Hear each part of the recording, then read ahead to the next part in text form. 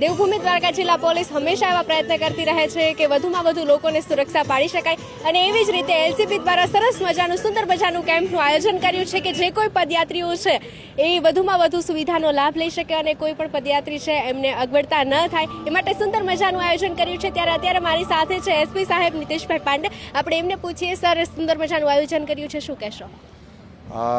દર વર્ષે હોલી ફૂલડોલના નિમિત્તે અહીંયા ઘણા લોકો પગપાળા આવે છે પદયાત્રીઓ, તો એની સેવા માટે પોલીસ તરફથી જિલ્લા પોલીસ વતી એક આયોજન કરવામાં આવે છે કેમ્પનો।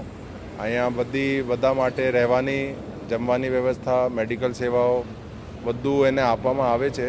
એ વર્ષે નિઃશુલ્ક બધાના આઈ ચેકઅપ, સાથે સાથે અગર જરૂરિયાત હોય તો ચશ્માના વિતરણનો પણ એક કાર્યક્રમનું આયોજન છે। તો અમારે તો બસ દ્વારકાધીશની સેવા માટે, લોકોની સેવા માટે જે પણ અમારા લેવલે શક્ય છે એ બધી સેવાઓ આપવામાં આવે છે।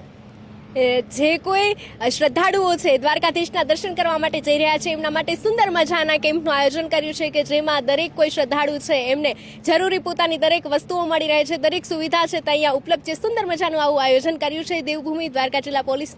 Special thank you.